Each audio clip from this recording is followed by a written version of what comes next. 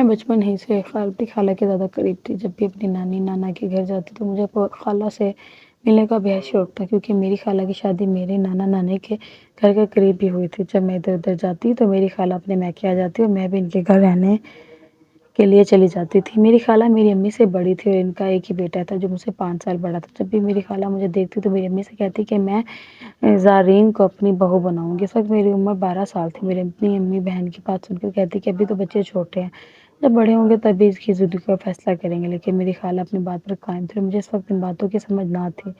वक़्त गुज़रता रहा और मैं बड़ी हो गई और मैंने मैट्रिक का इम्तिहान दे दिए। मेरी खाला हमारे घर आई, बाकायदा मेरे माँ-बाप से रिश्ता माँगा और मेरे माँ-बाप को रिश्ते पर कोई इतराज़ ना था, क्योंकि लड़का ख़ानदान से था, पढ़ा लिखा था और मैं कोई ऐब ना था। और मेरी खाला माली लिहाज़ से भी ठीक-ठाक थी, इसलिए मेरे माँ-बाप ने इस रिश्ते पर हाँ कर दी। मेरी खाला ने फ़ौरन मुझे अंगूठी पहना दी और मेरी खाला का कहना था कि वो बस जल्द शादी करना चाहते हैं, लेकिन मेरी माँ ने कहा कि हमारी बेटी ने भी सिर्फ़ मैट्रिक ही किया है, रिश्ता तो तय हो ही चुका है, इससे शादी इसके बीए करने के बाद करेंगे। लेकिन मेरी खाला ने ये बात ना मानी और कहा कि मैं 1 साल के बाद अपनी बेटी को रुखसत करवा कर अपने घर ले जाऊँगी। इस तरह मेरे माँ-बाप ने मेरी खाला की बात मान ली और मेरी शादी 1 साल के बाद होना करार पाई थी। जब से मेरा रिश्ता खाला के बेटे से तय हुआ था, मैंने अपनी खाला के घर जाना छोड़ दिया था। जब भी मैं अपनी नाना-नानी के पास जाती, तो खाला के घर ना जाती थी। मेरी खाला ने कई बार मुझे इस बात पर डाँटा कि तुम अब हमारे घर क्यों नहीं आती? लेकिन मैंने कहा कि अब मेरा ऐसा जाना मुनासिब नहीं है, इस तरह लोग बातें करेंगे। तो खाला ने कहा कि मुझे लोगों की परवाह नहीं है। मुझे अपनी खाला की बात सुनकर बेहद खुशी हुई कि मेरी सास दूसरी औरतों की तरह नहीं है, जो इन बातों को बुरा समझती हैं।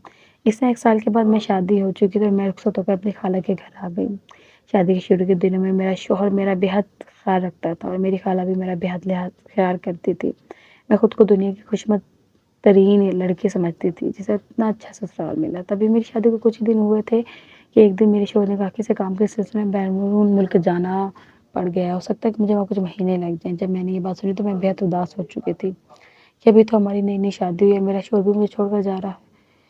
जब मेरे शौहर ने मुझे उदास देखा तो उसने मुझे कहा कि वो जल्दी वापस आएगा। इस तरह मेरा शौहर परदेस जा चुका था और मैं कुछ देर अपने मैके में गई, लेकिन मेरी खाला ने कहा कि इनका बेटा तो परदेस जा चुका है और बहू भी चली गई है, तो बहू तो घर बिल्कुल अकेला हो गया। इसलिए मैं अपने ससुराल वापस आ गई थी। मैं सारा दिन उदास रहती रही और मेरी खाला मुझे खुश करने के लिए मुख्तलिफ सबके खाने पकाते हुए दिल बहलाने की कोशिश करती, लेकिन जब मेरी खाला मुझे खाना खिला देती तो मुझे नींद आ जाती।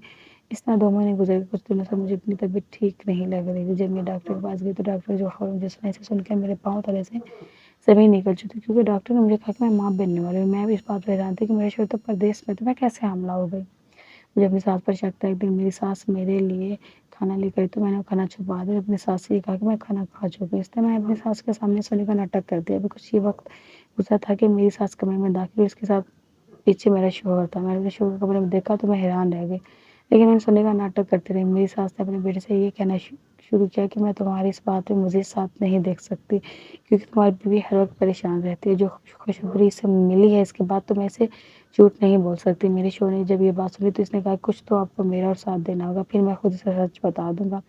जब मैंने अपनी सास और शौहर की बात सुनी तो मैं फ़ौरन अपनी आँखें खोल चुकी थी। मेरे शौहर ने जब मुझे देखा तो हैरान रह गया।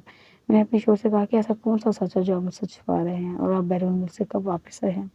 मेरे शौहर ने जब ये बात सुनी तो इसने कहा कि मैं बैरून मुल्क नहीं गया था, बल्कि मैं यहाँ पाकिस्तान में ही मौजूद था। मैं पुलिस की नौकरी करता हूँ। मैं एक मिशन पर काम कर रहा हूँ, ताकि दुश्मनों को खबर ना हो कि मैं इस मुल्क में मौजूद हूँ। दिन के वक़्त मैं इस काम में मसरूफ़ होता था, लेकिन रात के वक़्त मैं अपने कमरे में आ जाता था और मैंने अपनी माँ से कहा था कि तुम्हारे खाने में नींद की दवा डाल दे, ताकि तुम्हें ये इल्म ना हो कि मैं रात को इसी कमरे में होता हूँ।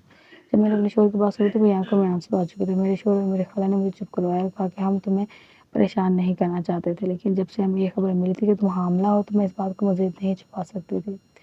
इसमें तुम हमें माफ़ कर दो। इस तरह हमने भी अपने शौहर को माफ़ कर दिया।